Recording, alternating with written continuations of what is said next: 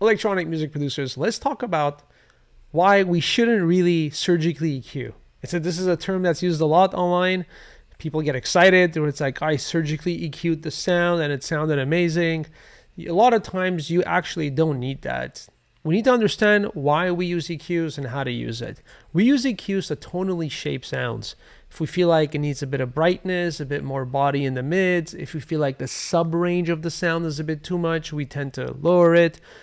We have to think of it as a way to polish, not construct the sound with an EQ. And every time I come across and I see an EQ curve that's insanely crazy with 15 notches, and because the producer wanted to increase a specific fundamental and all that stuff, none of it really makes sense. Surgical EQ in general, like we tend to see it a lot in recordings, is, for example, let's say you're recording a band or you're dealing with stems and you're limited with the stems and you can't do much. You can't go back to the initial sound source. A lot of times when the recording is off, we get let's say I'm in the box. I'm an electronic music producer, but overall, if like the vocal recording comes in and it's not good, we tend to re-record it instead of surgically EQing the hell out of it. Unless we really can't, then we're forced to surgically EQ. So it's not necessarily a methodology that's necessary, especially when we're doing electronic music where we're dealing with synthesizers that are predominantly generated in the DAW, and we have so much control over the way we want the sound to be. I have a bass line here. Let me give you a few examples. I have a bass line here, and let's see what it sounds like. I'm using Diva. Diva is great. Like if you're dealing with a recording, you cannot go back or ask the person to re-record. Then you're left with the recording. You're going to have to surgically EQ, and it's not a good place to be in general. Surgical EQs are, again, for tracking purposes when something's recorded and it cannot be recorded again for whatever reason, and we're trying to work with what we have and we start doing a lot of cuts. It's not to actually change a sound to something different. The rare cases that's going to work and that's going to be effective. Instead, we got to go back to the source. Now, I have Diva here for the bass line. Let me just kind of get an idea of what the kick and the bass sound like together.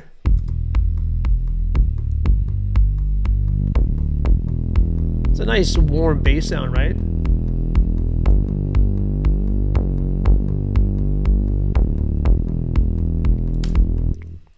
It's a nice warm bass sound. Maybe there's a part of the track where I'm just gonna open up the filter a bit to get a bit more of the grain, the top end, the high mids and the mids, so there's a character.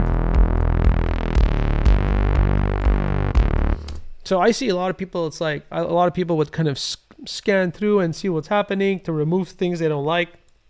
Instead, go in your own synthesis and try to understand what is it about the sound you don't like, and let's see if there's a way to fix it directly through synthesis. And a lot of times there is. It's very simple. We're using a square wave. We're using a saw wave here. It's a combination. So we have a starting point. You kind of hear the squareness of it as we open it up. There's like a boxy, not boxy, but there's a square sound to it in a sense of like, when you go through a lot of, let's say, kind of game audio or whatever, like there's many ways of explaining what square sound sounds like. But overall, if we compare it to, let's say, a saw or a triangle, you see how the sound becomes less square sounding. It's the best way I could explain, but listen to it. See, it's a bit cleaner in sound. Clean, not in terms of less distortion or more clarity. Clean in terms of, it just sounds a bit less square. It sounds a bit smoother in some cases. And if we go to the triangle, it sounds a bit more stable, and stable not in a good or bad way, just in terms, if I were to put words to the feeling it's giving out. If you go back to the square wave, you hear the difference in the sound.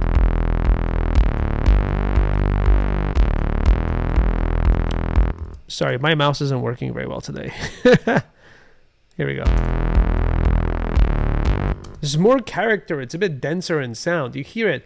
If I have this and I'm like, you know what, I'm going to EQ-wise fix and sound design the hell out of this, and I just go in my EQ and say, you know what, I want to remove a bit of that squariness to it. You can't really properly do it. Like doing anything of the sort, even with a higher Q, it's not really helpful.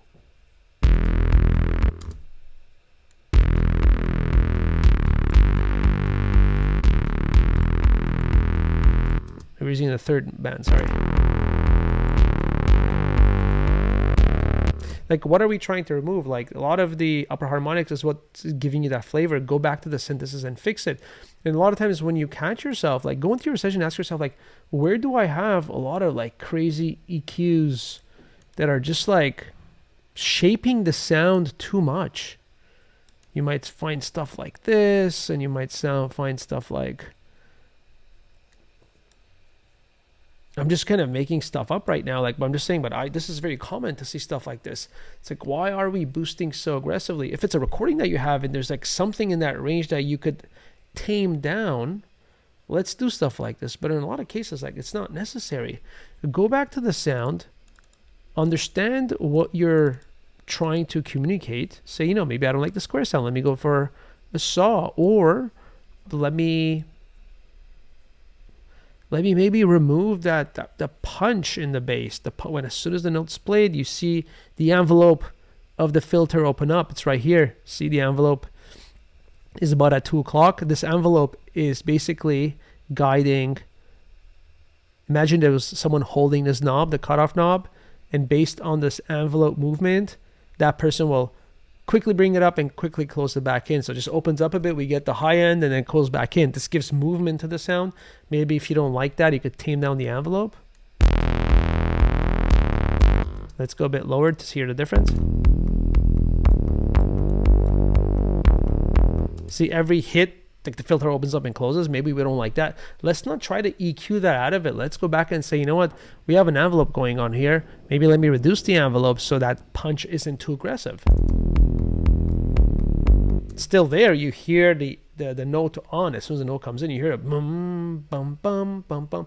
And that bum, bum is not bum. It's just bum, bum, just a bit, right? So you control the emotion of it.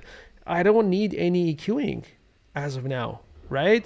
For EQ purposes, like as we place it in the track, we might realize, you know, the kick is bright. I want to keep it bright. Let me get a bit more brightness out of this. I want to keep it a bit contained, but add a bit of brightness. Maybe I could just, this number 6, let's pick high shelf. Let me get a bit of brightness on this.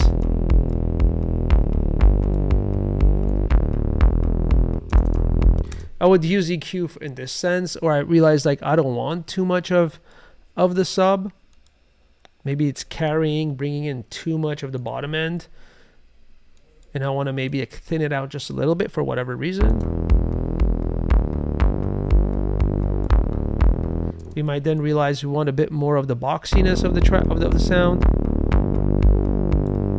So we don't want to go with the square wave. We want to go with the saw, but make it a bit boxier for whatever aesthetic purposes. You're gonna have to ask yourself: the sound that I'm using, is it filling up a space that's essential? Is it filling up? Is it playing a role that's essential? If it is, yes. So what else is happening in that region? Is there a lot of things happening in that region? Let me remove those elements. Is this the strongest element? Let me keep it in there. How does it sound? Based on everything else in the track, does it need to be brighter? Does it need to be a bit more tamed? Does it need a bit more mid-range?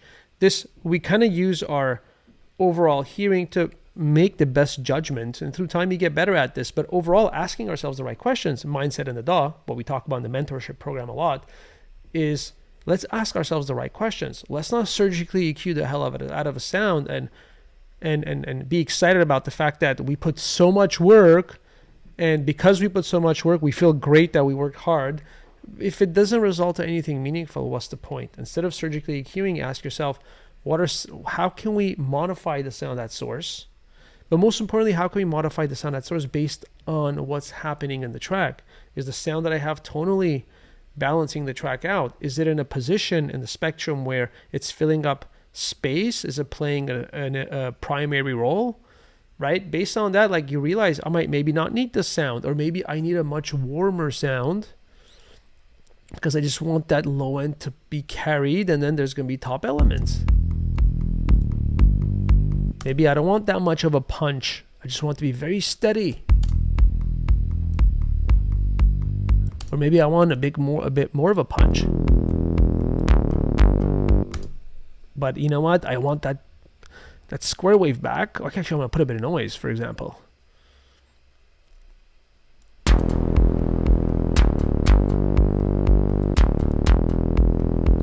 whatever the case might be, right? Whatever you want to do. But overall, it's like we're not touching EQing. We're just using EQing to shape the overall tonality of the sound if need be based on the rest of the instruments in the track. So let's kind of backtrack and just make sure that you walk away with something really meaningful here.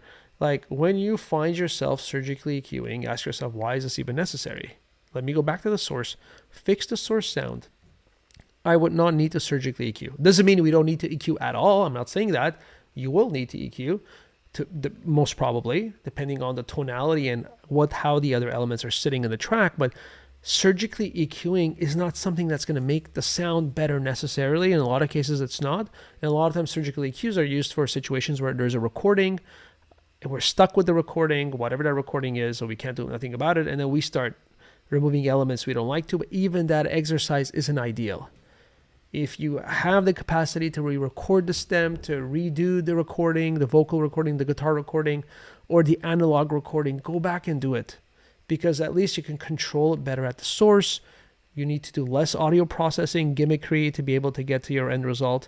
And it's going to communicate a more natural sound. Hope this was helpful, guys. If you guys you want more of a deep dive in terms of where you're stuck, you might be in a situation where you need more advanced help, or even if it's not, even if you're intermediate, but you need help, you need to jump in and figure out like where in your thinking you're not being effective. Like we help producers at a very high standard to be amazing at what they do. Book a call with us. We'll speak soon and we'll get you the help that you need. Hope this was helpful.